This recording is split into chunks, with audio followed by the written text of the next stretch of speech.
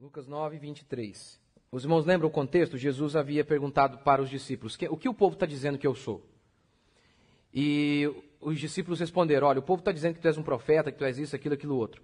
Mas nós dizemos que tu és o Messias. Aí Jesus diz, ok, eu vou morrer.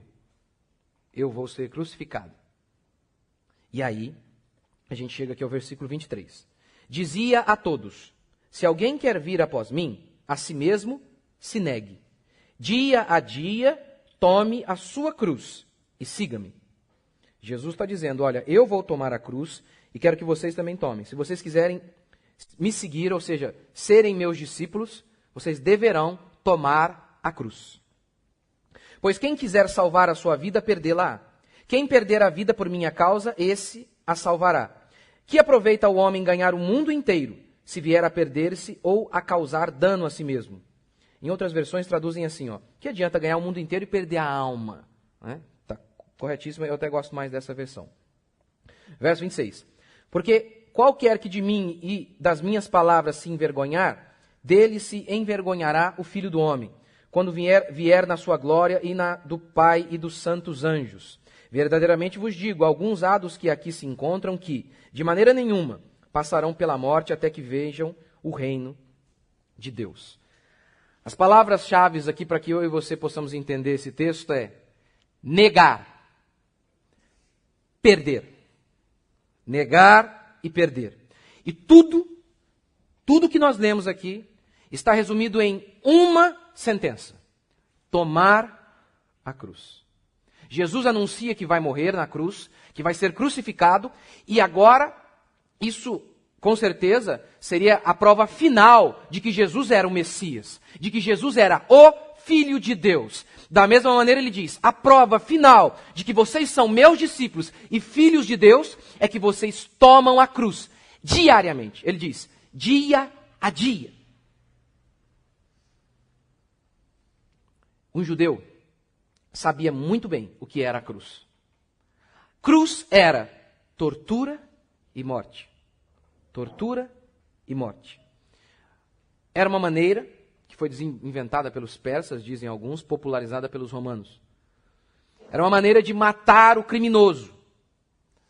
Alguém que havia cometido um crime considerado para eles terrível, para aquele povo, e de maneira que eles então, para punir de maneira horrível, e não apenas punir, mas humilhá-lo e torturá-lo.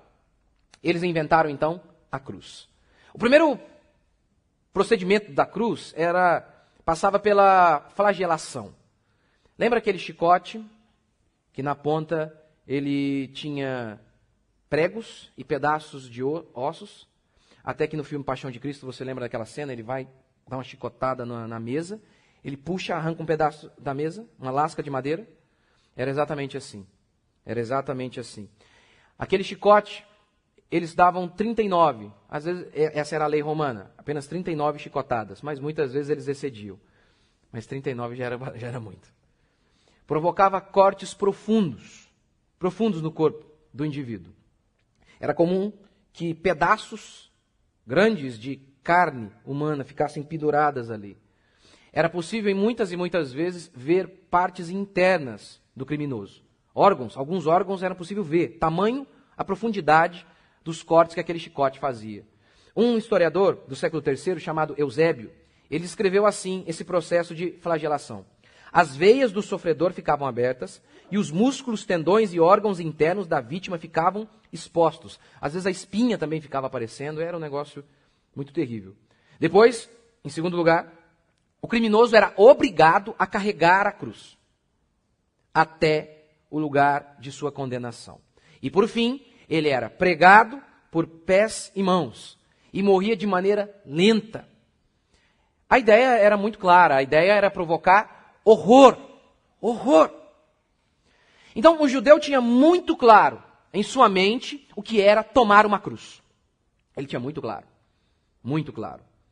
Jesus então pega isso que fazia parte do imaginário coletivo daqueles homens, aquilo que estava muito vivo na mente daquelas pessoas, essa figura da crucificação, de tortura absurda e horror, e diz, assim será a vida de vocês, comigo. Tomem a sua cruz. Mas não apenas um dia, todos os dias. O que ele está dizendo aqui? O que ele está falando aqui? O seu eu é criminoso e precisa morrer. Seu eu precisa ser torturado todos os dias de sua existência. O criminoso era coagido a carregar a cruz. Ele era obrigado a carregar a cruz por conta de suas injustiças. O cristão deve voluntariamente abraçar esses sofrimentos oriundos da busca pela justiça. Se um criminoso carregava a cruz por conta de seus pecados, o cristão deveria carregar a cruz em busca de justiça. Então, em primeiro lugar, ele diz: negue a si mesmo, tome a cruz. O que significa isso? Negar é dizer não. E negar a si mesmo é dizer não a mim mesmo. Em que sentido? Em primeiro lugar, renunciar aos seus pecados. E é uma tortura isso. É uma tortura, pois amamos os nossos pecados. Amamos pecar. É uma tortura dizer não para a nossa carne, para o nosso eu.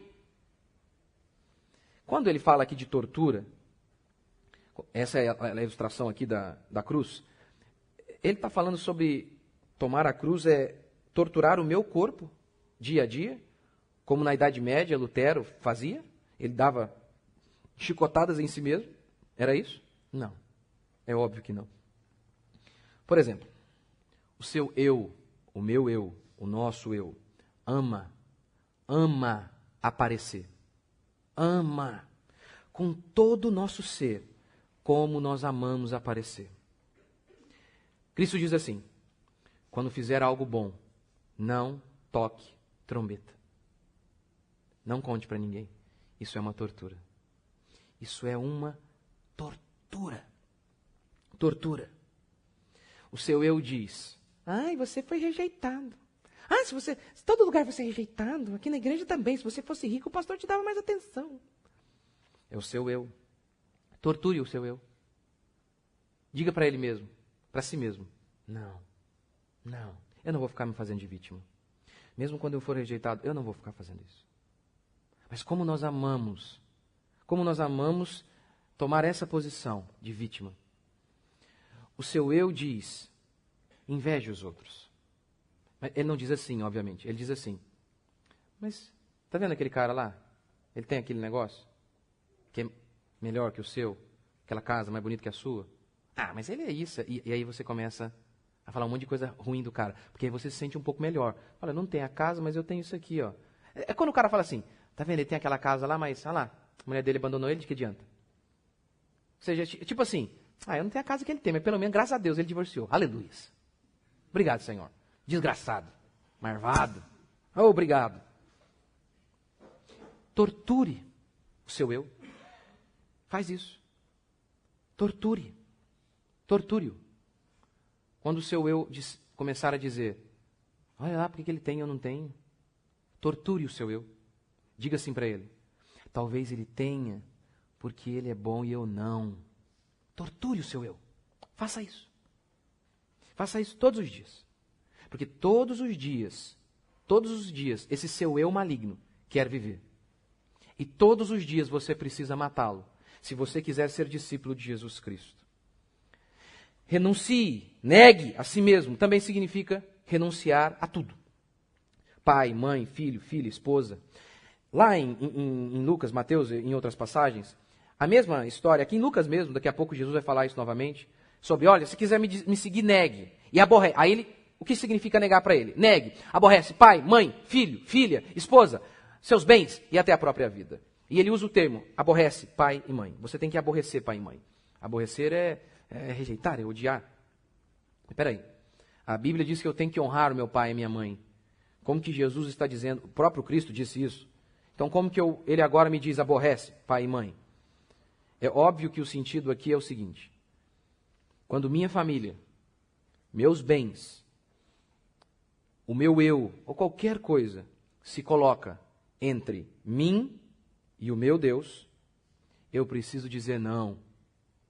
Se, por exemplo, o marido diz: você não vai à igreja, eu preciso dizer não a ele, eu preciso negar.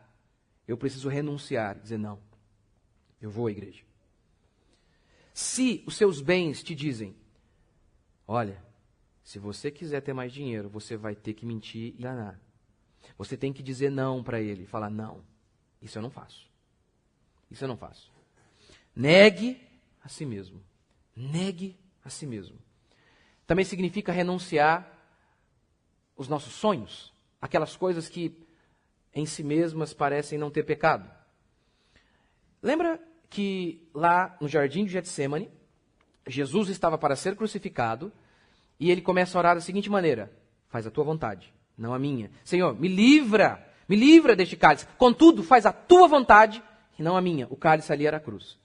Portanto, a cruz é acima de tudo uma renúncia até de seus desejos mais legítimos, em prol da vontade de Deus, em prol do chamado de Deus.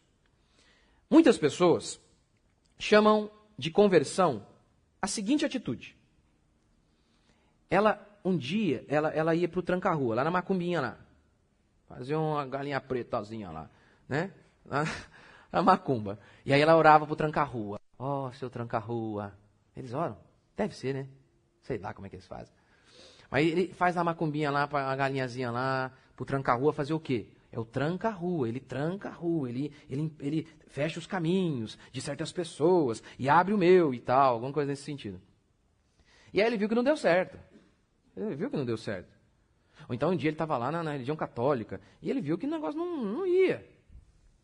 Ele querendo conquistar certas coisas, mas aquelas divindades ali parecem serem muito fracas. E aí o que ele chama de conversão? Aí ele vem para Jesus, porque ele ouviu falar que tem um Jesus que tranca mais a rua que todo mundo. Ninguém tranca mais a rua que ele, não. Afinal de contas, Paulo falou, a Bíblia diz que Jesus ele tem a chave de Davi, que fecha e ninguém abre, que abre que ninguém fecha. Meu amigo, esse aí tranca qualquer rua. Aí ele fala, não, esse aí pode realizar os meus sonhos. Então eu vou andar com ele. Conversão não é deixar Jesus te ajudar em seu projeto de vida. Conversão é viver o projeto de vida de Jesus para você. É totalmente diferente. Totalmente diferente. É por isso que eu digo, eu tinha 12 anos e eu comecei para a igreja. Eu não me converti aos 12, eu me converti aos 17, 18, sei lá. Porque aos 12 eu tinha alguns sonhos e aí eu falei, não, acho que se eu estiver indo à igreja bonitinho, essas coisas vão acontecer na minha vida. E aí eu fui para a igreja. Vai. Aí eu vi que não foi acontecendo, eu saí. Tá vendo? Não era conversão. Eu não me converti, eu não mudei de vida. Eu troquei de Deus, mas eu continuei com a mesma vida. Até, claro, algumas coisas eu falei, vou fazer isso aqui mais errado para a divindade me dar, né? Abençoar, né? Tem que fazer algum sacrifício. Mas eu não mudei, eu não quis entregar minha vida e falar, faz o que o senhor quiser. A minha vida é tua, eu fui comprado. Não é isso. Isso aconteceu só com 19. Só com 19. Com 12, eu não havia me convertido. A exigência de Jesus é: ame a mim acima de tudo. Mais do que seus pais, mais do que seus bens, mais do que a própria vida. Gente, ou Jesus é lunático, ou ele é Deus. Porque ninguém nunca fez uma exigência dessa. Platão não exigiu isso. Quem exige isso? A fé cristã não é algo que você faz de domingo para você se sentir bem durante a semana. A fé cristã é algo que absorve toda a sua existência. As pessoas confundem spa com igreja. O spa é um lugar onde você vai para se sentir bem e relaxar. Relaxar das angústias da vida. A igreja não é isso. A igreja é um lugar onde você vai para ouvir a voz de seu comandante, que não sou eu, que é Jesus Cristo de Nazaré. Ele é o seu dono. Essa é a expressão bíblica, seu dono. E não é uma figura de linguagem, é real. Por quê? Porque a Bíblia diz que ele te comprou. Quando você for tentado achar que o mandamento de Jesus é grande demais, a exigência é alta demais, ao dizer, abandone tudo por minha causa, lembre-se, ele fez isso por você. Mas lembre-se, o tudo dele é muito mais do que o seu tudo. O seu tudo é nada. O meu e o seu tudo são nada. Segundo, o texto diz, aquele que perder a vida vai ganhar. Aquele que perder a vida vai ganhar. O que isso significa? Na última instância, no nível mais elevado, significa o seguinte: se você amar a sua vida, você vai perder a sua alma. Em que sentido? Jesus um dia disse: se você me negar diante dos homens, eu vou te negar diante de Deus. O que significava isso? O soldado romano vinha com a espada no pescoço do judeu, do cristão, e dizia: nega Jesus. E ele dizia: não. Aí pimba, morria. Então, Jesus está dizendo: perca a sua vida. Este que perde a vida, conquista a eternidade. Então, esse é o sentido que dá a base para tudo que Jesus está dizendo aqui. Mas é óbvio que não significa apenas isso. Por quê? Porque ele diz que esse negar aqui é diário. Eu não posso morrer todo dia. Não sou espírita. Morre, volta. Não sou espírita. Não posso, só posso morrer uma vez. Então, é óbvio que a gente parte desse maior para o menor. O que significa perder dia a dia? Pode ser perder a morte, pode ser a morte da reputação. Aquele que perde alguma coisa ganha. A Bíblia diz que muitos judeus haviam crido em Jesus, mas eles possuíam medo. Medo dos homens da sinagoga. Eles possuíam medo de serem expulsos da sinagoga. Então eles não queriam perder o título, o carguinho, ou talvez o salário lá na sinagoga. E por isso eles se perderam para toda a eternidade. Pode ser a morte dos prazeres. Você perde para ganhar. A Bíblia diz que Moisés era príncipe. E ele escolheu abrir mão, perder os prazeres transitórios do pecado. Transitórios, ou seja, momentâneos. Os prazeres momentâneos do pecado, em troca de sofrer com o povo de Deus no deserto. Por quê? Ele decidiu perder para ganhar algo. Perder. Pode ser também pode ser a morte financeira. Lembra do jovem rico? Jesus diz: quer andar comigo? Vende tudo e dá aos pobres. Ele disse: não quero perder isso. Não quero. Ele pergunta: o que farei para ganhar a minha alma, a salvação? Diz ele. Aí Jesus diz: vende tudo. Ele diz: não quero. Não vale o preço. Se você não perdeu nada, é provável que você não ganhou nada também. Se em sua caminhada com Jesus Cristo não houve nenhuma renúncia, é bem provável que você não tenha ganho nada ainda. A gente precisa perder para ganhar. Perder a vida física, terrena, mortal e ganhar a eternidade. Perder, às vezes, status para se dedicar à vocação de ser mãe. Perder status para seguir a vocação de ser pastor. Perder status e dinheiro para seguir alguma vocação que Deus te deu. É isso. Mas, quando você perde, você ganha. Primeiro, como diz a Escritura, a eternidade é desses. Mas não apenas isso. Há inúmeros prazeres ao seguir a sua vocação, ao perder dinheiro e status. Inúmeros prazeres. O pastor que decide ser fiel a Deus, ele perde dinheiro, ele perde reputação porque falam mal dele, ele perde um monte de coisa. Mas e o que ele ganha? De dormir em paz, de deitar em seu colchão, no seu travesseiro, colocar a cabeça no travesseiro e dormir podendo dizer: todos esses bandos safados aí, olha o que eles estão fazendo. Mas um dia eles vão estar diante de Deus. Ele está lá no holofote, mas um dia ele também vai estar no holofote, onde Deus vai colocá-lo para todo mundo ver, todas as mazelas dele. É prazer, ele sente prazer. A mulher que fala: eu vou me dedicar a essa missão vergonhosa de ser mãe. Porque é uma vergonha. Pode parar que é uma vergonha. O que você trabalha? Eu sou arquiteto. E você, o que você faz? Eu sou dono de casa. Ou seja, você não faz nada. Você não faz nada, você não é ninguém. Eu sou mãe, profissão mãe, isso não existe. Não é? E o prazer de ver o menino crescendo. É maravilhoso. Você precisa perder para ganhar. Você precisa perder o desejo de impressionar os outros. Aí o que você ganha? Paz, liberdade, paz. Todos os dias os homens levantam de suas camas e querem fazer alguma coisa de grande na vida. O que significa isso? No fundo, é algum desejo de impressionar os homens. É isso. É algum desejo de impressionar os outros. Para com isso. E aí você pede isso. Pede isso. E o que você ganha? Paz. Você perde a glória deste mundo, que é momentânea e corruptível, e ganha a glória eterna e incorruptível. Na matemática divina, menos nesta vida é igual a mais naquela outra vida. Menos nesta vida é igual a mais naquela outra. Agora, é claro, para quem acredita apenas no aqui e agora, não faz sentido perder, né? Não faz sentido perder. Se você acredita que a existência se resume apenas a esta vida, não faz sentido perder. Por exemplo, no país da impunidade, como é o nosso país, ser honesto implica em muita coisa ruim. Muitas vezes. Ser honesto pode implicar, muitas vezes, em perda financeira e, às vezes, até da vida. Lembra daquele delegado, lá em Curitiba? Decidiu mexer com um peixe grande, não aceitar o suborno do traficante, e aí perdeu o dinheiro e a vida. O traficante o matou. Então, no nosso mundo da impunidade, ser honesto, muitas vezes, pode implicar em inúmeras perdas. Inúmeras. Como disse Martin Luther King, neste mundo caído, inúmeras vezes a verdade está na forca e a mentira no trono.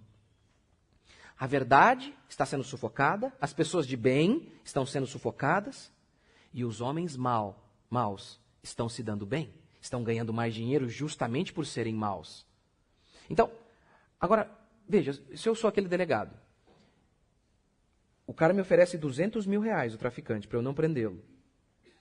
Se eu não aceito, eu ainda corro o risco do cara me matar.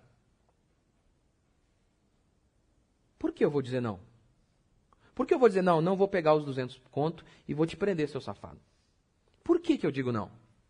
Ou eu sou louco, ou eu creio que existe algo chamado eternidade.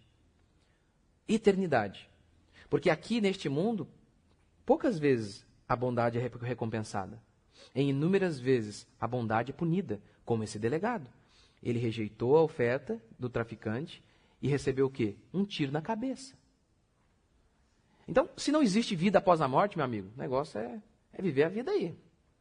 Perder nada, como muitos dizem, né? A gente tem que viver a vida. Claro, se não existe a vida após a morte, o negócio é vida louca, meu amigo. Vamos curtir. Mas e se existe vida após a morte? Aí nós podemos seguir outra filosofia de vida, a de Paulo. Me gastarei e me deixarei gastar aqui. Por quê? Porque eu sei o que eu vou ganhar. Terceiro, já estou encerrando. Jesus diz, aquele que ganhar o mundo, de que adianta ganhar o mundo e perder a alma? Esse ganhar o mundo aqui significa o seguinte, já ouviu aquela frase? Eu quero vencer na vida. Eu quero ser alguém na vida. São frases que muitas vezes são apenas variações de um desejo. O desejo de glória terrena. Desejo de glória terrena. O que é ser alguém na vida? O que é ser alguém na vida? O que as pessoas querem dizer com isso? Ser alguém na vida. Para elas significa o seguinte, ter alguma posição de prestígio na sociedade. Alguma profissão que tem um status. Isso é ser alguém na vida. É assim que você vê na televisão. O cara diz, sabe, eu era lá um garçom, eu era um vendedor, e aí, agora eu sou um jogador. Você vê, eu era... E ele vai contando, tipo assim, eu não era ninguém. Agora eu sou, porque eu sou famoso. Ele acha que o que define o ser dele, se ele é alguém na vida, não tem nada a ver com o ser. Tem a ver com uma posição de prestígio na sociedade. Às vezes ele é um babaca, o ser dele é horrível. Mas ele diz que ele é alguém na vida. Por quê? Porque ele tem uma posição que os homens consideram de prestígio. É uma estupidez que não tem tamanho. Já leu Memórias Póstumas de Brás Cubas, do Machado de Assis? Brás Cubas. O nome dele é Brás. Cubas é o apelido. E aí, no momento do livro, ele está contando como que a origem do seu nome, a sua identidade, a origem de quem ele é. E ele fala, olha, a gente tinha lá a nossa família começa mesmo com, eu esqueci o nome do avô, um dos avós dele, acho que era, vou colocar o nome aqui, João Cubas. Só que, e o Cubas veio desse apelido, o Cuba era um apelido que acabou virando o nome dele, porque ele fabricava tonéis, ele fabricava cubas, aqueles grandes recipientes para absorver bebida. Então, como ele fabricava isso, o avô dele ganhou esse nome, né? João Cubas. Não era João, tá? É outro nome, eu esqueci. Só que ele fala, não, mas a gente não conta a nossa família a partir desse cara. A gente conta a nossa família a partir de outro avô meu, que era lá o Luiz Cubas. Sabe por quê? Porque ele fez faculdade em Coimbra, lá em Portugal. Né? Machado de Assis escreve lá no século XIX. E ali tinha toda aquela ideia de Portugal, né? Aquele status, a faculdade de Coimbra. Aí ele fala, a gente começa a contar a nossa família a partir dele. Porque o outro lá, ele fabricava cuba, gente. Aí, né? Agora não, o outro fez faculdade em Coimbra. Aí a gente conta a partir dele. E aí o pai dele contava para todo mundo que o sobrenome dele, Cubas, não veio lá daquele avô que fabricava cuba. Não. Veio de um dos parentes dele que era um guerreiro, que um dia destruiu 300 cubas de muçulmano, enfrentou os caras, foi peitudo, e por conta disso, o sobrenome Cuba veio como um adjetivo de coragem. Virou um sinônimo. Ou seja, era tudo mentira, né? E o Brás também, ele falava, veio de um parente meu que fundou São Vicente. Era tudo mentira também. O que ele está dizendo aqui é o seguinte, sabe qual que é o meu nome? Meu nome é Prazer. Eu sou viciado em impressionar os homens. Eu sou viciado em ter status. Meu apelido se chama, sou escravo daquilo que os homens dizem. Sou escravo daquilo que os homens pensam a meu respeito. Como que eu quero impressionar os homens? Essa é a minha identidade. Essa é a minha identidade. A ambição é uma praga. A ambição move o homem e faz o homem se perder. É disso que Jesus está falando. Sobre ganhar o mundo. Sobre a ideia de impressionar os homens. De ter dinheiro para dizer que venceu na vida. De ter certa posição para dizer que venceu na vida. É o que João também chama de soberba da vida. Não amem aquilo que há no mundo. Concupiscência da carne. Concupiscência significa desejo forte. Desejo forte da carne, desejo forte dos olhos e a soberba da vida. É o desejo pelo holofote deste mundo, das glórias deste mundo. Meu filho, ele treina futebol na escolinha. Os menininhos têm 7 anos, 8 anos, ele já sabe o que significa isso aqui. Sem nunca ter lido um livro. Eles sabem o que é ambição. Eles sabem o que é glória deste mundo. Sabe por quê?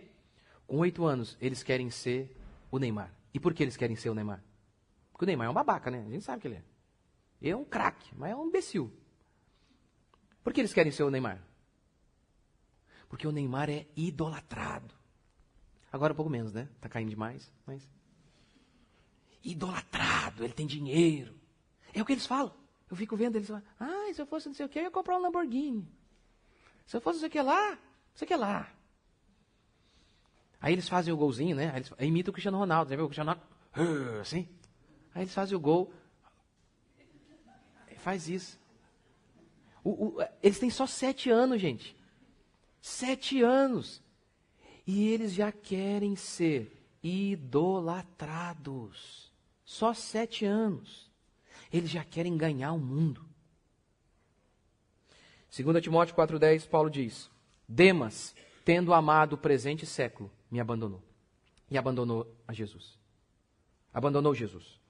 Tendo amado o presente século, abandonou Jesus. Pastor, ganhar o mundo é coisa de megalomaníaco, não é? Não é. Talvez você não quer ter todo o globo sob o seu domínio como Napoleão Bonaparte. Talvez você não tenha o desejo de ser o imperador mundial. Talvez você queira ser o imperador, talvez, da sua rua, da sua família. O seu mundo pode ser menor, mas o desejo de obter glória deste mundo está aí no seu coração. É o que diz a Bíblia. Eu não te conheço. A Bíblia, o seu Deus te conhece. Esse desejo de impressionar os homens, esse desejo de ganhar o mundo está aí no seu coração. Pode ser um mundo menor, mas está aí. O pastor, por exemplo, pode ser o desejo de ter o seu nome conhecido na cidade. Talvez não no mundo inteiro. Apenas no mundo dele, talvez. É a mãe que ela trabalha toda a vida para que o menino tenha alguma profissão de status. Para quê? Para ela se sentir vencedora neste mundo. Como que ganhando o mundo. É o garoto lá na escola que faz um monte de estupidez para impressionar os outros, para ganhar aquele mundinho dele. É a menina que se sujeita a beber, a dormir com alguém, para ganhar o mundo daqueles retardados que andam com ela. Ela quer ganhar aquele mundinho ali, aquele grupinho dela. Ela quer ganhar aquele mundo, ela quer ser considerada alguém ali, ela não quer ficar de fora. E aí ela ri das piadinhas idiotas que o povo fala, apenas para ali. Pelo menos aqui eu quero ser um vencedor, aqui eu quero ganhar. É o cara que compra carro que não pode para impressionar a gente que ele odeia. Ele não pode comprar, mas ele compra para impressionar a gente que ele odeia. Afinal de contas, como é que ele vai chegar no final da festa lá de Ano Novo? Do Natal, na casa dele. O fulano dele tem um carro 0. O outro amigo dele lá, o cunhado, aquele cunhado chato e metido pra caramba, acabou de comprar um outro carro. E aí como é que eu vou chegar lá com aquele carrinho lá que às vezes eu tenho que abrir aqui a porta por dentro, aqui sair lá pra... Como é que eu faço? Não, eu não posso. Eu não posso chegar lá e a pessoa me olhar meio assim com desprezo, falando, o que você é? Você não é ninguém. Eu não posso fazer isso. Eu preciso ganhar o mundo. A sede de impressionar os homens, de querer ganhar o mundo, está muito expressa, mais do que nunca, nas redes sociais. Facebook, Instagram é a revista Caras dos anônimos. Lembra da revista Caras? Já viu? Revista Cara é aquele negócio que fica lá, geralmente você está... Acho que é o único lugar que eu vejo aquela porcaria. Nem sei se existe ainda, né? Vou ao médico, aí tem lá, revista Caras. Já reparou? Recepção de clínica tem muito. Aí o que é a revista Caras? É fotinha de gente famosa nas Maldivas. Juliana Paz estava de férias, não sei na onde. Aí foto. Só isso. É por isso mesmo que o brasileiro não sabe ler, né? Ele é igual de imagem. Por isso que é foto, por exemplo, ele gosta de foto. Mas não tem foto. É muito texto aqui, gente. Põe foto. Talvez esse é um pouco. Mas aí fica vendo o que o fulano fez. Agora o fulano comprou um apartamento, não sei na onde. Então, o tadinho do anônimo, do plebeu, puxa vida, ele gostaria que todo mundo soubesse o que ele está fazendo, né? Ele não pode. Aí inventaram o Facebook. Facebook é isso aí. Instagram. Então, por exemplo, o Neymar. Neymar come foie gras nas Ilhas Maldivas com a Bruna Marquezine. Seu Zé come fubá na varanda com a Rosimeire. Mais ou menos assim. Porque ele quer, não é? Aí ele mostra lá. Eu aqui, comendo não sei na onde. É tipo um Neymar, ele quer ser, sabe? Vai todo mundo saber o que eu faço. E daí que você está comendo fubá? Quem quer saber? E daí? Agora arranjei emprego. O problema é seu. Agora quando você quer lá. E daí? E daí? Porque uma coisa, claro, uma coisa é você compartilhar a experiência com gente que te ama. Facebook, Instagram não é gente que te ama, né? Já viu o tanto de louco que tem lá? Põe para todo mundo ver. É a sede de impressionar os homens de alguma maneira. Sabe, tá num holofote, nem que seja... Gente, porque eu fico pensando. Um dia eu estava lá, né? Tô lá no Facebook. Aí o pastor. Aí ele marcou que ele havia ido correr. Falei, e daí? O que é isso? Por quê? O que significa isso? Eu ficava pensando, eu falei, gente, o que é isso? Eu fui correr. Eu preciso mostrar para todo mundo que eu fui correr, gente. Não, e o pior, né? Aí eu tô lá, eu fui, aí comer alguma coisa, aí mostra. E já viu? É só coisa feia, já viu esse prato? Parece prato de aqueles... Deus me livre, gente, parece quase lavar. É um negócio horrível, ele é todo orgulhoso lá ainda. Aqui, que coisa bonita, tá? Mas é um desejo de ficar preocupado com o que os outros pensam o tempo todo. O tempo todo. O tempo todo. O desejo de aparecer é visto também naquela frase, falem mal, mas falem de mim, não é? Nem que seja para meter o pau, mas mete, mas fala. É por isso que quando João diz, convém que Jesus cresça e eu diminua. É uma tortura. É uma tortura. Esse que é um mandamento para nós, isso. Convém que Jesus cresça e que nós, a cada dia, possamos nos diminuir. Isso aqui é uma tortura para o ego que faz a cruz parecer cócegas. Se o homem pudesse, ele retiraria Jesus do trono e se sentaria em seu lugar. O desejo de adoração, de idolatria é tão grande que ele faria isso. Adão já fez isso. O quê? Se comermos da árvore, seremos como deuses? Então vamos comer. Na parábola da vinha, Jesus disse isso. Olha, o meu reino é mais ou menos assim. O reino de Deus é assim. Havia um homem muito rico, ele tinha uma vinha. Ele arrendou essa vinha, deixou alguns homens ali para cuidarem da vinha. E ele foi embora. Cobrou ali, combinou algum preço com eles e foi embora. Depois de um tempo, ele enviou um servo para receber os frutos da vinha. O que os donos da vinha fizeram, os homens que haviam arrendado a vinha, fizeram? eles mataram o servo. O dono da vinha enviou outro servo, eles fizeram o mesmo. Por fim, o dono da vinha disse, vou enviar o meu filho, quem sabe eles serão mais compassivos. Os homens que haviam arrendado a vinha disseram, peraí, ele é o filho, se nós o matarmos, nós seremos os herdeiros. E eles mataram. E Jesus explica o sentido da parábola. Os servos, a vinha aqui, simboliza vocês que estão tomando conta da vinha que eu dei, porque a vida de vocês é minha. Tudo que vocês têm, eu sou o dono. Eu sou o dono de tudo. Eu apenas arrendei para vocês. O ar que você respira, tudo. Eu sou o dono. Então, Jesus envia seus servos para pregar ao povo, para que o povo se arrependa e entregue a Deus o que é devido. Mas o povo não fez isso. E o que o povo fez? Matou esses profetas. Por fim, Deus enviou o próprio Filho. E o que o povo fez? O povo matou Jesus. Para quê? Para que nós mesmos sejamos os deuses de nossas vidas. Nós não queremos adorar a ninguém, a não ser a nós mesmos. É assim que Deus define a sua natureza. É assim que Deus define a minha natureza humana. E aí então Jesus diz, de que adianta ganhar o mundo e perder a alma? Isso aqui é uma regra. É uma pergunta que é uma regra. Aqueles que querem ganhar o mundo, inevitavelmente, vão perder a alma. Aqueles que estão preocupados com as glórias deste mundo, eles vão, a cada dia, negligenciar as glórias do mundo que está por vir. Aqueles que se preocupam extremamente com as riquezas e glórias deste mundo, perderão as glórias e as riquezas da eternidade. De que adianta ganhar o mundo e perder a alma, diz Jesus? Ele diz, é improdutivo, não vale a pena. De que adianta gravar o seu nome num mundo que vai ser destruído? Pense bem nisso. Pense nesses homens de nosso tempo, que escreveram seus nomes na história, com alguns feitos, grandes feitos. Por exemplo, Vasco da Gama. Por exemplo, Pelé. Shakespeare. Escreveram seus nomes. Agora veja. Se eles não viveram para Deus, eles fizeram tudo aquilo para a glória humana. Eles escreveram seus nomes apenas neste mundo. Só que este mundo vai ruir. Então o que Jesus está dizendo é estupidez. É estupidez investir toda a sua vida em algo que vai ser destruído. É como se você está sabendo que tem um terreno para ser vendido ali, e você está sabendo que o governo vai desapropriar, vai construir uma cadeia lá, e esse governo é ruim, ele não costuma pagar o que é devido. Você está sabendo disso. Aí você vai e compra o terreno. Você não é louco. Por que você vai investir a sua vida, o seu dinheiro, em algo que você sabe que você vai perder? Ninguém faz isso. É isso que ele está dizendo.